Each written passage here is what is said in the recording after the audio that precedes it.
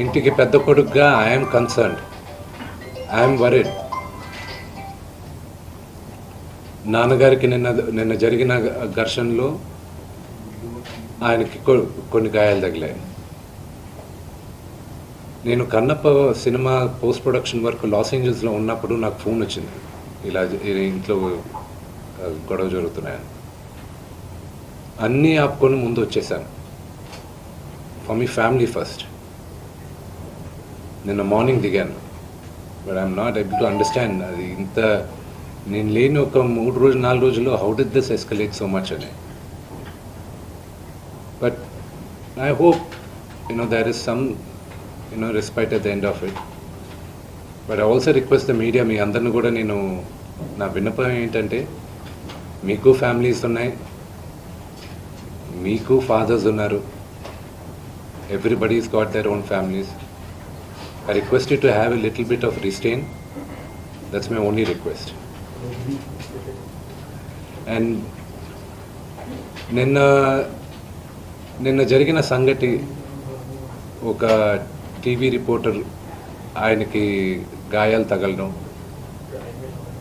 It is really unfortunate.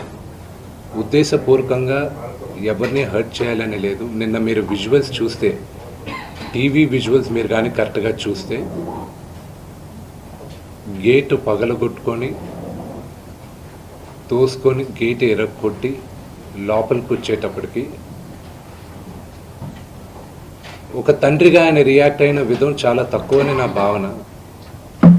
కానీ ఆయన ముందుకొచ్చి, మీరు విజువల్స్ కరెక్ట్గా చూసుకున్నారంటే, ఆయన మీడియా వాళ్ళకి నమస్కరిస్తూ ముందుకొచ్చారు. ఆయన చేతులు జోడించి నమస్కరిస్తూ ముందుకొస్తే, ఎవరో ఒకరు ముందుకొచ్చారు, ఏదో మొహం మీద పెట్టారు. ఆ హీట్ ఆఫ్ ద మూమెంట్లో జరిగిందే కానీ ఉద్దేశపూర్వకంగా ఒక వ్యక్తిని కొట్టాలని కానీ, ఒక వ్యక్తి పైన ఆగ్రహం చూపించాలని కానీ వ్యక్తిగతంగా లేదు. ఆయన గాయపడిన వాళ్ళ ఫ్యామిలీతో నేను టచ్లో ఉన్నాను, వాళ్ళ ఫ్యామిలీ మెంబర్తో మాట్లాడాను. వాళ్ళకి చెప్పాల్సింది మేము చెప్పాం. We are in touch with them and it is a really unfortunate incident. I wish this did not happen. ఇది జరుగుండకూడదు. It's really unfortunate. It happen. We all feel sad for it.